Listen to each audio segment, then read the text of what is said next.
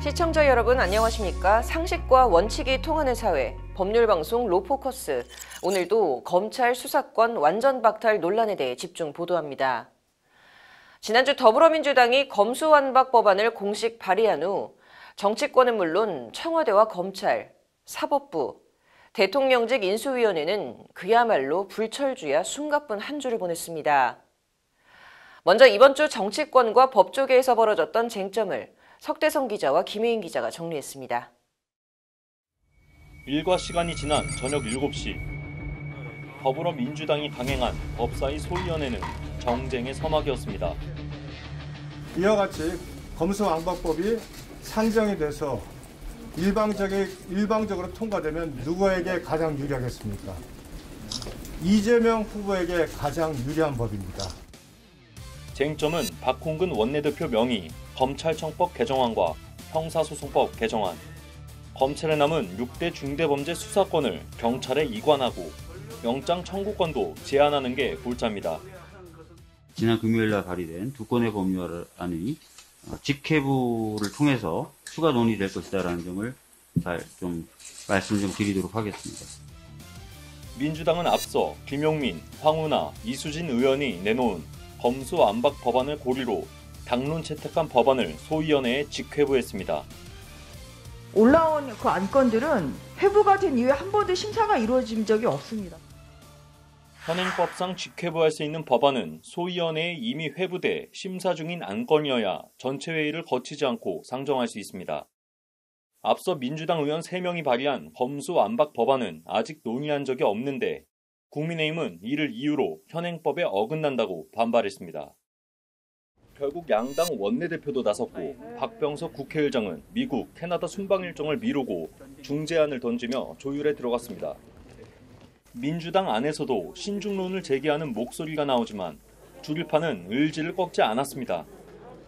검찰 출신 송기현 의원은 최근 검수완박을 논의하고 있는 법안심사 1소위원회에서 빠졌고 빈자리는 강경파 최강욱 의원으로 채워졌습니다. 고검장 출신 소병철 의원도 정무위원회로, 기자 출신 김종민 의원은 국방위원회로 갔고 이들의 자리는 민영배 의원과 김진표 의원이 투입됐습니다. 심지어 민 의원은 법사위에 온 후 곧바로 탈당했는데 안건조정위원회를 무력화하기 위한 포석으로 읽힙니다. 안건조정위원회는 여야 3인씩 구성하는데 법사위원장이 야당목 한석을 무소속해주면 조정위는 4대2로 민주당이 유리합니다. 현 집권 세력의 범죄 수사를 막으려 한다는 지적을 받고 있는 검수완박은 입법권의 사유화이자 입법 쿠데타라는 비판을 면하기 어려울 것입니다. 막말 논란까지 번지며 법사위가 공전을 거듭하고 있는 가운데 대통령직 인수위원회도 논쟁에 참전했고 청와대는 문재인 대통령이 여전히 검찰 수사권 기소권 분리 원칙에 대해 찬성 입장이라며 정치권 대치를 관망하고 있습니다. 검찰을 대표해서 법사위 위원님들께 법안에 대한 검찰의 의견을 충실하게 말씀드리도록 하겠습니다.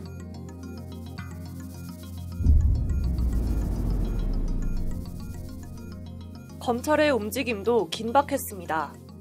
조직의 머리 김호수 총장은 문재인 대통령과 면담 후 법사위 소위원회에 참석하는 등 검찰을 대표해 총대를 맺고 조직을 뛰게 하는 심장 전국 고검장들은 김 총장을 중심으로 국회 설득 작업에 나서겠다는 의지를 내비쳤습니다.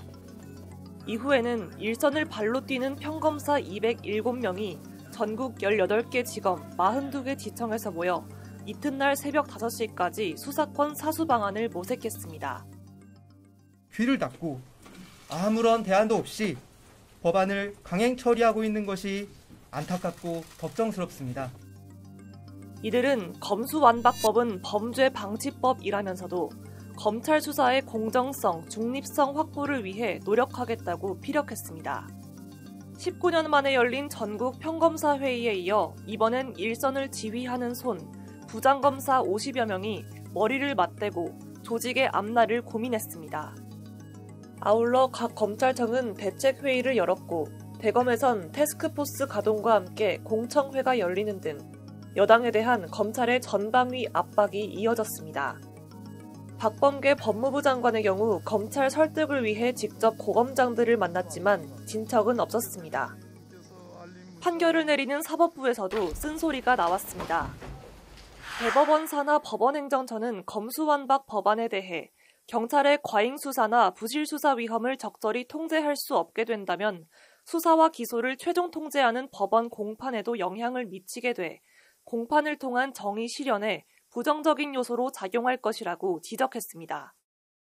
특히 개정안 공포 3개월 후 검찰 수사 중인 사건을 경찰이 승계하도록 한다는 내용의 형사소송법 부칙 2조를 두고는 유사 입법례를 찾기 어려운 이례적 규정이라고 평가하기도 했습니다. 또 법사위 소위원회에 참석한 김형두 법원행정처 차장은 헌법재판소도 검사 수사권은 인정하고 있다며 검사의 수사권 박탈은 위헌이라는 게 유력한 견해라고 말하기도 했습니다. 이런 가운데 오늘 여야 모두 검찰의 직접 수사권을 중대범죄수사청 설립 때까지 유지한다는 내용의 박병석 국회의장 중재안을 받아들이면서 다음 주 본회의 처리가 예상되고 있습니다. 검수완박을 둘러싼 양당의 대치는 어느 정도 해소의 국면을 맞은 모양새지만 김호수 총장이 여야 합의 직후 모든 상황에 책임을 지겠다며 닷새 만에 또다시 사직서를 제출하면서 검찰 내부 혼란이 또다시 가중되고 있습니다. 법률방송 김혜인입니다. 계속해서 검수완박 내용 전해드립니다. 법원 행정처를 비롯한 대검, 법무부 검찰국 등 형사사법 유관기관들은 현재 한 목소리로 검수완박에 대한 반대 의견을 내고 있습니다. 국내 최대 변호사 단체인 대한변협 역시 공개적으로 비판적인 입장을 내놓으면서 법안에 심각한 우려의 목소리는 이어지고 있는데요. 관련해서 지난 21일 변협이 검수완박 법안에 대한 문제점을 조목조목 따지며 대안을 모색하는 긴급 토론회를 열었는데 그 현장에 이혜연 기자가 직접 다녀왔습니다. 현 집권 세력의 자기방패용 입법 추진을 즉시 중단하라. 국내 유일 법정 변호사 단체 대한변호사협회에서 협회장을 역임했던 10명은 지난 19일 더불어민주당의 검수완박 법안에 대한 공개적인 반대 의견을 표명했습니다. 전직 변협회장들이 한 목소리로 성명을 낸 건 이례적입니다.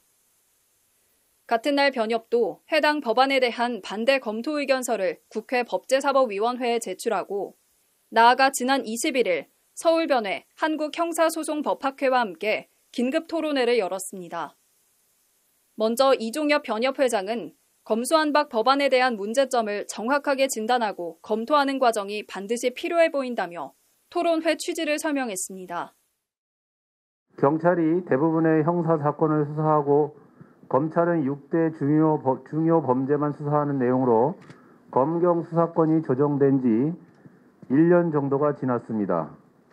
그러나 기대와 달리 수사 현장에서는 사건 처리 지연 및 적체, 사건 접수 거부 등 많은 문제점이 드러나고 있습니다. 수사를 받는 국민과 범죄로 피해를 입은 국민의 기본권을 효과적으로 보호할 수 있는 방법이 무엇인지에 대해 이어 김종욱 서울변회장 역시 논의의 중심에는 국민이 있어야 한다고 목소리를 높였습니다.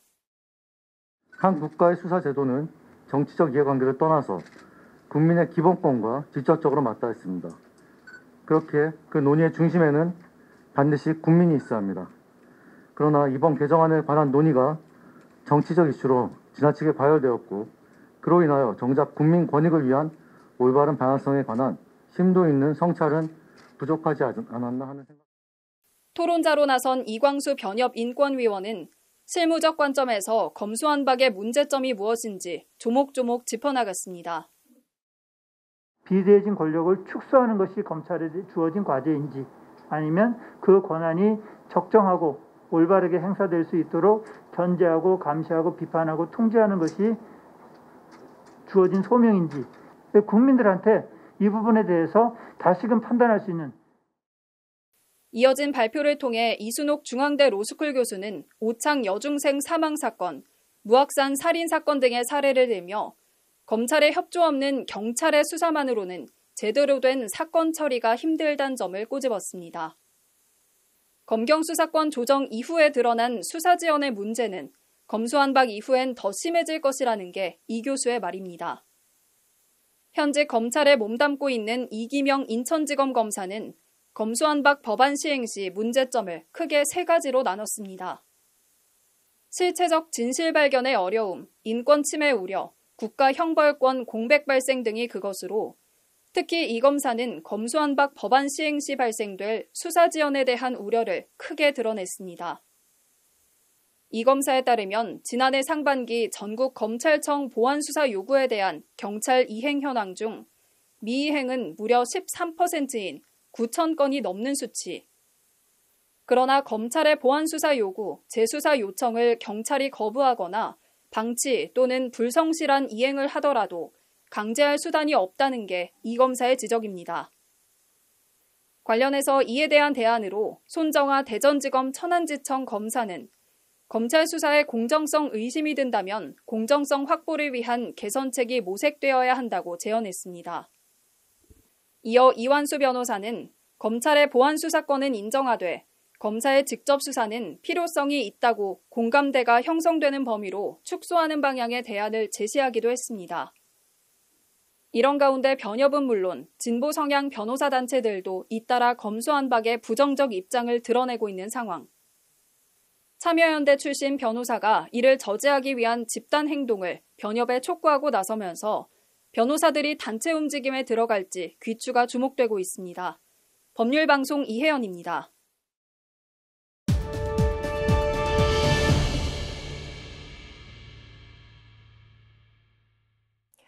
더불어민주당의 이른바 검수완박 법안 추진으로 정치권은 물론 법조계 등 각계에서 거센 논란이 이어지고 있습니다.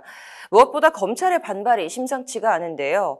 19년 만에 열린 전국 평검사 회의에서 200여 명의 검사들이 밤샘 토론까지 하면서 법안의 부당함을 뜨겁게 성토하기도 했습니다. 검찰이 왜 이렇게 나오는 것인지 서울 동부지검 검사장 그리고 법무부 법무실장 등을 역임하신 한명관 법무법인 바른 변호사를 모시고 말씀 들어보도록 하겠습니다. 변호사님 어서 오십시오. 안녕하세요. 네, 바로 좀 첫 번째 질문부터 좀 드릴게요. 네. 지금 이제 여당이 추진하고 있는 이 검수완박 법안이 통과가 되면 좀 검찰의 조직과 기능에 변화를 좀 가져올 것 같습니다. 어떤 변화가 예상되시나요? 많은 변화가 생기겠죠.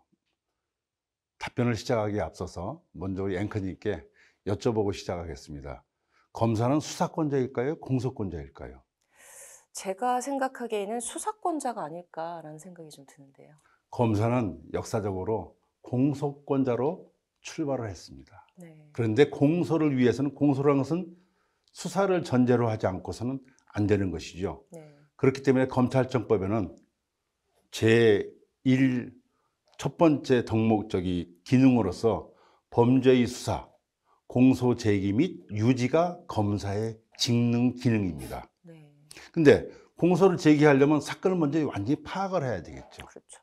또 사건을 파악하던 중에 미진한 부분이 있으면 검사 스스로 보완을 하든지 아니면 수사를 담당했던 경찰한테 보완을 해달라고 요구하든지 그렇게 해야 되겠죠. 그래서 무진한 부분을 좀 더 수사하더라도 그게 이제 보완이 가능하면 기소를 하는 것이고 보완이 안 되면은 불기소 처분, 공소 부재기 처분을 하겠죠. 이런 경우가 대부분의 사건에서 많이 발생을 합니다. 그런데 미진한 부분을 수사하지 못하고 우리가 경찰한테 보완 수사해달라고 하는데 경찰이 그걸 제대로 이행하지 못하면 어떤 일이 생기겠습니까? 의문이 마구마구 생깁니다. 그렇죠. 시기적으로 또 제때 보완하지 못하면 어떻게 되죠? 증거가 인멸하고 범인이 도망가 버리고 이런 일들이 많이 생기는 것이죠. 그런 공소권자인 검사에게 수사는 하지 말고 경찰이 갖고 온 것만 가지고 수사하라? 이거는 공소의 본질을 완전히 무시하는, 우리가 생각할 때 수사와 기소 분리 굉장히 구호가 멋있어 보입니다. 고난을 분리하는 것처럼 그렇지 않습니다. 경찰 수사와 검찰 공소는 보다 더 유기적으로 긴밀히 연결되어야 하고 분리되어야 하는 것은 셀프 수사, 셀프 기소, 그것을 분리해야 되는 것이죠. 우리가 문제 삼아야 될 것은 자기가 스스로 수사해서 검사가 스스로 수사해서 검사가 스스로 공소하는 거, 이 부분에서 문제가 많이 생기고 있기 때문에 이 부분을 고치자는 것인데 경찰 수사와 검찰 공소를 완전히 절연시킨다? 이거는 안 되는 것입니다. 중요한 걸 하나 더 말씀드리겠습니다. 경찰이 사건을 불송치하죠? 그러면 피해자가 아무리 이의를 제기한다고 한들, 또 검사 아무리 보안 수사를 요구한다고 한들 경찰이 불송치 결정을 그대로 유지할 수가 있잖아요. 왜냐하면 그 결정 권한이 이제 검사한테 있기 때문에. 그러면 어떤 일이 생기냐?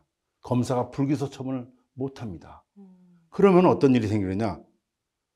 준기소 절차가 하는 아주 중요한 제도를 이용을 못하는 거예요. 처음 들어보셨죠? 예.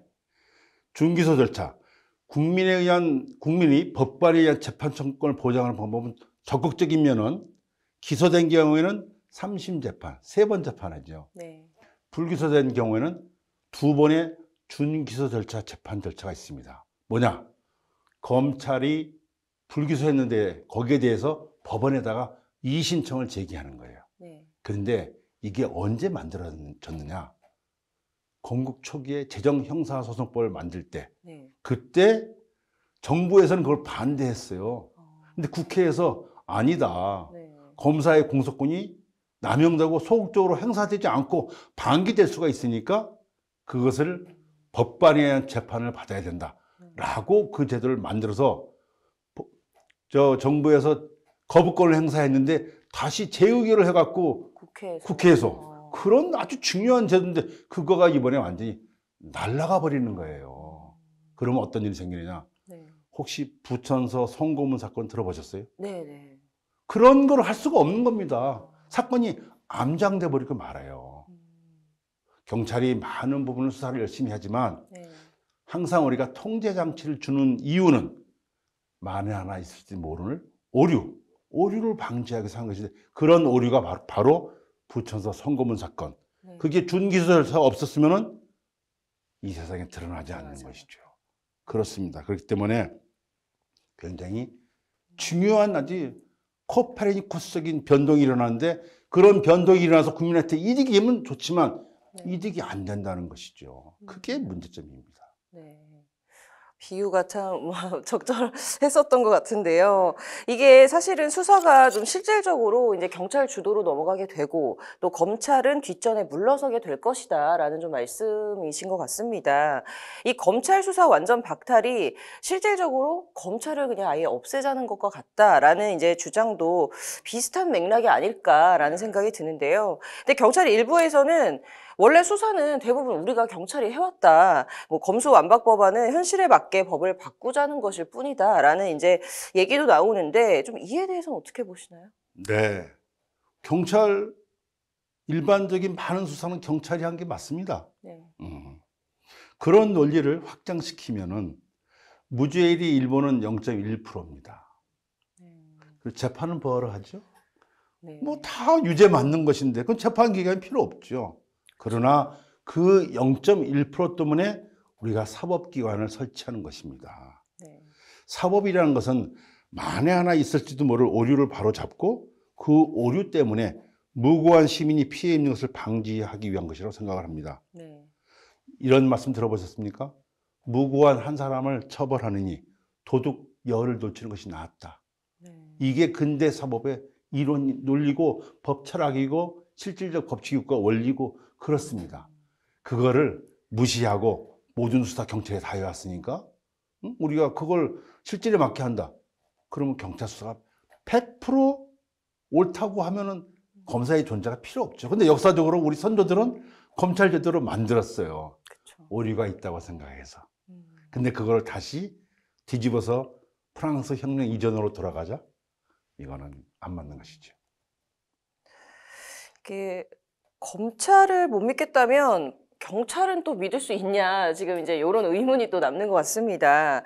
이제 문재인 대통령이 이제 19일에 김호수 총장과 면담을 한 후에 이제 검찰이 좀 과거를 반성하는 태도로 국회를 설득해봐라라는 취지로 좀 얘기를 했는데요.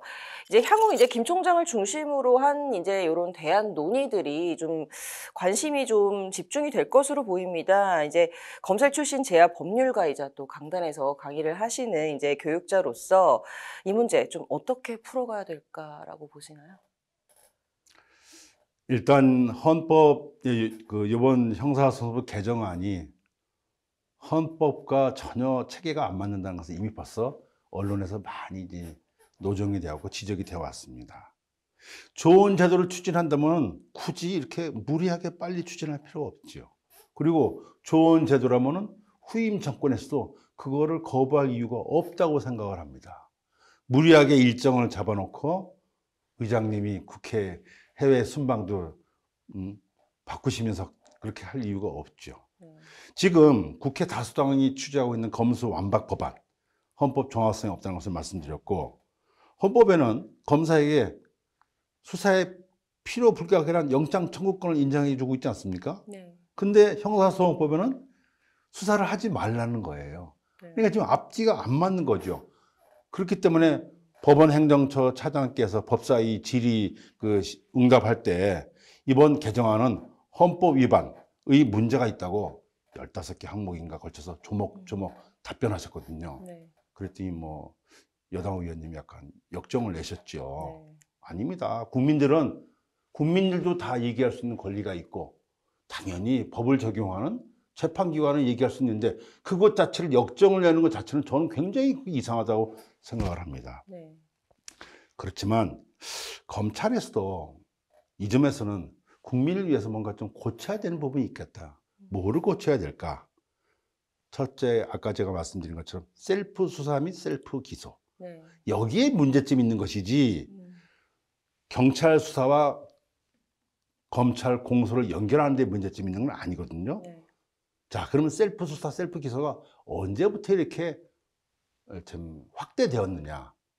저는 여기에 대해서 약간 정치권에 대해서 약간 좀 이렇게 뭐랄까 좀 비난의 화살이랄까 그걸 좀 돌리고 싶어요. 왜냐하면 검찰은 제가 1989년도에 중앙지검 초임검사로 임명이 되었는데 90년, 91년까지는 경찰하고 굉장히 긴밀하게 수사를 했어요, 서로. 그리고 직접 수사가 그렇게 많이 없었습니다. 송치된 사건을 보완하는 정도의 수사, 인지를 하더라도 그 정도 범위에서 했지 저희가 직접적으로 수사권자로 아까 앵커님 말씀하신 것처럼 그렇게 나서지는 않았거든요. 그런데 92년도에 노태우 대통령께서 범죄와 전쟁이라는 정치 아젠다를 선포하십니다. 범죄와 전쟁을 하겠다. 그래서 온 나라를 그렇게 끌고 가는 거예요.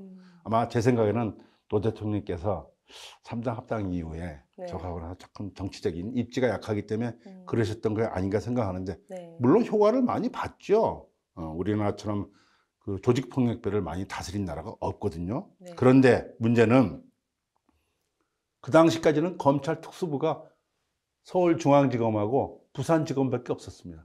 전국엔 전혀 없었어요. 근데 그때부터 검찰 수사력을 증강시키기 위해서 마구마구 검사도 증원하고 수사관도 증원하고 특수부, 강력부, 마약부, 외사부 이런 게 막 생깁니다. 막 생겨요. 그러니까 우리 앵커님이 오해하신 것처럼 아, 검찰은 수사기관이 있는구나. 이런 오해를 하시게 되죠. 그때까지는 경찰 수사를 검사가 통제만 하고 말리는 입장이었는데 이제는 검사가 자기가 수사 성과를 내기 위해서 나서야 돼요. 그럼 나서게 되면 어떻게 되죠? 무리수가 발생하죠. 위에서는 그거 어떻게 됐어? 전화하면 예, 잘 돼가고 있습니다. 무리하게 영장 청구하고 경찰의 영장은 우리가 말리는데 우리가 영장 청구하는 것은 말리는 사람이 없잖아요. 거기서 문제가 생겨오기 시작한 겁니다. 모든 사물에는 명과 암이 있죠. 그러니까 범죄와 전쟁을 선포하고 검찰 수사력을 증강시켜서 조직폭력비를 다스리고 거악을 척결한 것까지는 좋은데 그 이면에 무리수가 생기기 시작한다. 경찰도 수사력이 많이 증강하고 굉장히 유능한 사람이 많이 포진했지 않습니까? 변호사 자격증 가진 사람도 많이 들어가고 그럼 경찰한테 많은 것을 물려주고 이제 우리는 통제하는 것으로 보완하는 쪽으로 서로 협업을 하고 해야 되는데 제껴놓고 그냥 저희가 막 하는 거예요. 그러면 문제가 됩니다. 그래서 저는 생각에 검찰은 이제 다시 그 옛날 90년대 이전으로 돌아가서 진정 처음으로 검찰을 만들었을 때의 그런 역할과 기능을 담당하도록 조금 축소를 하고 내실을 다지는 그렇게 가야 되지 않을까. 네. 저는 그렇게 생각하고 있습니다. 네. 네. 자, 조금 이제 좀 큰 주제로 좀 넘어가서 검찰 개혁에 대한 좀 견해를 여쭙고 싶습니다. 검찰 구성원으로서 이제 검찰 개혁을 요구받던 또 때와 검찰 개혁의 대상이 된 검찰을 이제 또 변호사님께서 바깥에서 보시는 입장 좀 사뭇 다르실 수 있을 것 같은데요. 검찰이 왜 이 개혁의 대상이 된 것인지 좀 어떻게 보십니까? 원래 개혁이란 거는 일어나지 않게 하기 위해서는 자기가 먼저 문제점을 발굴하고 고쳐나가야 되는데 네. 그거를 변명만 하고 문제점을 자꾸 뒤로 미루다 보니까 이런 일이 저는 생겼다고 보고요. 네. 자, 여러분, 말씀드린 것처럼 직접 수사 확대되면서 많은 문제점이 이제 발생했는데 네. 정치 권력은 기본적으로 검찰을 손에 쥐고 싶어 합니다. 그렇죠. 예. 그래서 검찰 인사에 영향력도 미치고 싶어 하고, 네. 그거는 우리뿐이 아니고 제도가 정착되어 있는 프랑스도 마찬가지입니다. 네. 그래서 직전 프랑스 검사총장은 정치인들은 검사를 자기 손 안에 쥐고 싶어 한다. 이런 얘기를 한 거예요, 거기서도. 네. 네. 검사가 경찰이 수사를 통제하는 정도에 그치지 않고 정치 권력이 검사를 움직여갖고 자기 뜻대로 하고 싶은, 그거는 누구나 속성이 다 그렇게 그렇죠. 속성이 있는 겁니다. 네. 그러면 그거를 통제하는 제도를 만들어야 되죠. 첫째, 검사의 인사를 독립을 시키는 제도를 만들어야 됩니다. 네. 프랑스처럼 꽁세이 수페리에 들라 마주샤티흐 이런 검찰사법위원회, 네. 그런 걸 만들어야 되고요. 네. 또 검사가 수사를 할 땐 참 잘합니다. 네. 그것은 역으로 표현하면은 검사가 올바르지 않은 마음으로 수사를 할 때는 안 좋다는 것이겠죠. 지금이라도 검찰은 왜 개혁이 대상이라고 거론되는지를 냉정하게 성찰해서 제가 말한 오늘 그런 셀프 수사 문제, 네. 그런 부분을 좀 고쳐 나가야 될 것 같습니다. 네. 자, 그렇다면은 이제 검찰이 좀 앞으로 어떤 방향으로 좀 변화가 또 돼야 되는지, 또 그 방법에는 뭐가 있을까요? 그래서 지금 그 말씀드렸죠. 네. 셀프 수사, 셀프 기소 네. 문제는 그런 식으로 좀 정리를 해야 될 것 같고요. 네. 두 번째, 제가 대학에서 강의를 하면서, 네. 대학원에서 강의를 하면서 살펴보니까 형사소송법 전반으로 피해자의 권리를 좀 보장을 해야 됩니다. 네. 형사소송법에서 고소인 하고서 키워드를 놓고 검색을 해보니까 네. 몇 번 나왔을까요? 글쎄요. 고소인. 7번. 7번. 네. 형사소송법 전체에 피해자로 놓고 또 키워드 검색해보니까 몇 번 나왔을까요? 엄청 많이. 그때는 50번. 그런데 프랑스 형사소송법에는 네. 파티 시빌이라고 거기는 피해자가 네. 사소 청구를 하고 네. 그걸 할 수 있는 권한이 있어요. 굉장히 권한이 많죠. 몇 번 나왔을까요? 파티 시빌이. 굉장히 많아요. 무려 358번. 그만큼 권리를 많이 많이. 보장해 준다는 것이죠. 네. 그래서 저는 이참에 피해자의 권리를, 피해자가 증거 신청을 하면은 거기에 대해서 거부할 때는 이유를 고지하고 거부를 해요. 지금은 훌륭한 검사 만나면 수사해 줍니다. 네. 훌륭한 경찰 만나면 수사해 줍니다. 그런데 대부분의 검사와 경찰은 일이 많이 밀려 있으니까. 업무량이 많아요. 네, 그러니까 이렇게 그러면 결국은 억울하고 힘없는 사람은 결국 피해자는 구제가 어려운 것이죠. 그리고 또 하나 더 말씀드리면은 세 번째, 당사자에게 많은 자료를 공개해야 됩니다. 혹시 무기 대등의 원칙 들어보셨습니까? 들어는 본 것 네. 같습니다. 혹시 그리스 공화정 시대에 재판하는 모습 보신 적 있습니까? 소크라테스 재판하는 거? 아니요. 네, 거기는 원고가 공격을 하잖아요. 네. 그러면 원고의 공격 시간을 재기 위해서 물시계를 틀어놓습니다. 아, 물시계. 물시계. 그럼 물시계가 다 참았는데 공격이 끝나요. 네. 그럼 피고한테 또 똑같은 물시계를 틀어요. 네. 물시계. 공격 시간을 똑같이, 방어 시간을 똑같이 주는 거예요.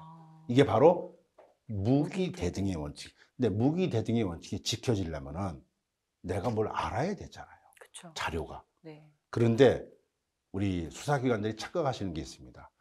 강력범죄 수사할 때하고 살인사범이나 유괴사범하고 네. 그럴 때하고 일반 그 횡령사범, 사기사범 수사할 때 횡령사범, 사기사범 민사와 비슷해요. 네. 그렇지만 형사로 다루는데 그러면은 내가 고소고발했을 때 저 사람이 뭐 때문에 고소고발했는지 그걸 상대방한테 줘야 되지요. 근데 안 주는 거예요, 지금 그거를. 그럼 내가 뭐 때문에 고소고발했는지 모르고 검찰청에 출석해라, 경찰청에 출석해라. 이렇게 된 일이 생깁니다. 그러면은 그거를 악용하는 또 고소인 고발인지 생기죠. 제가 광주지검 차장검사를 할 때 가보니까 그때가 8년도입니다. 교도소 당시에 에서 굉장히 이제 인권을 존중한다고 그러니까 너도 나도 교도관들을 막 고소고발하는 거예요. 근데 그거를 검찰청에서 몇 번 불러요. 그 사람은 직무상으로 한 건데 고소고발 당했는데 얼마나 그럼 귀찮기도 하겠거니와 또 검찰청에 오면 누구나 약간 위축됩니다. 싫죠. 그래서 제가 그랬습니다. 먼저 그러면 서면 경위서를 받아라. 서면 경위서가 이게 말이 안 되면 그때 불러라. 그렇게 하면 되지. 왜 고소고발 당했다고 그 사람은 피의자 취급을 하느냐 바로. 그거는 안 맞는다. 이렇게 고칠 게 제법 많이 있습니다. 예. 제도적으로도 뭔가 좀 손봐야 될 것도 굉장히 많은 것 같은데요. 좀 마지막 질문으로 이제 검찰 출신입니다. 이제 윤석열 대통령 당선인이 이제 우려와 기대를 좀 한몸에 받고 있는데 정의를 추구하고 이제 범죄자를 척결하는 좀 이상적인 검사상과 좀 각계각층 모든 국민을 품어야 하는 좀 이상적인 대통령상 분명 좀 차이는 좀 있어 보이는데요. 이제 검사 시절에 굉장히 이제 최측근으로 알려진 한동훈 이 사법연수원 부원장이 지금은 이제 법무부 장관 후보자로 지명이 됐는데요. 이게 좀 당선인의 정체성이 아직도 그 검찰 시절에 머물러 있는 거 아니냐라는 좀 지적도 나오고 있습니다. 좀 변호사께서는 새 정부에 어떤 뭐 기대감 혹은 우려가 있으신지 또 특히 같은 검찰 구성원이셨는데 좀 경험에 비추어서 좀 어떤 견해이신지 좀 말씀 부탁드립니다. 뭐 한동훈 후보자하고는 저는 같은 부서에 근무한 적은 없고 제가 대검찰청 기획과장 할 때 그때 검찰 연구관을 했었죠. 다른 부서. 그랬었고 뭐 윤석열 당선자하고는 저하고는 제가 1년 선배고 대학 1년 후배시고 다만 연수원 기수는 많이 차이가 나죠. 근데 그분은 뭐 워낙 그 생각이 좀 바르시고 폭이 넓으신 분이고 그리고 또 뒤늦게 결혼했습니다. 총각이었기 때문에 굉장히 늦게 결혼했죠. 그래서 굉장히 서로들 많이 알고 있는 상태.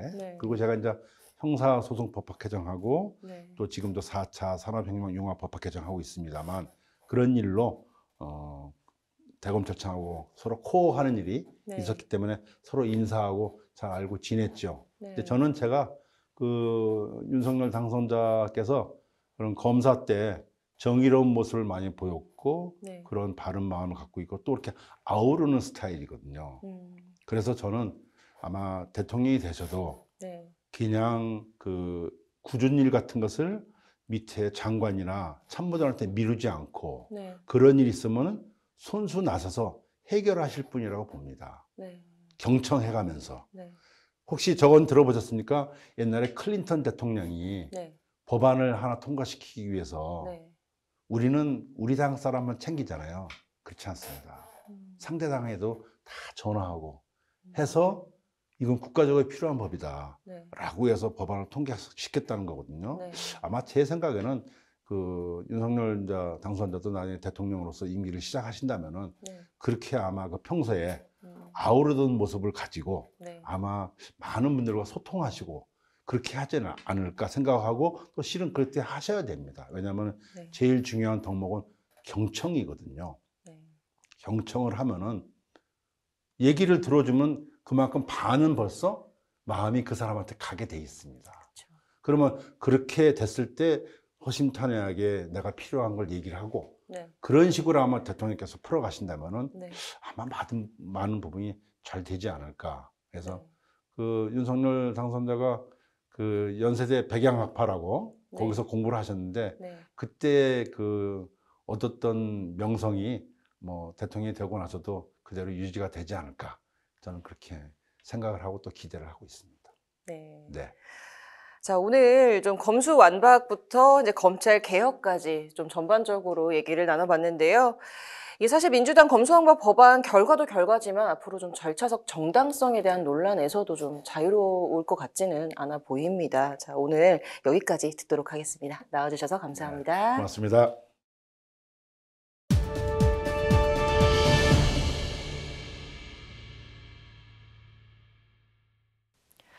더불어민주당은 절대 과반 의석으로 4월 내 검수완박 입법 절차를 마무리하겠다고 공언했습니다. 여론은 물론 민주당 내부에서조차 무리한 검수완박 법안 추진에 대한 비판이 거세지고 있지만 이를 제어할 장치가 사실상 없는 것이 현재 국회 상황인데요. 아무도 반기지 않는 이 법안이 이제는 민주당의 절대 가치가 됐습니다. 누구를, 무엇을 위한 일인지 다시 한번 되돌아봐야 할 때입니다. 로포커스 여기서 마치도록 하겠습니다. 시청해주셔서 고맙습니다.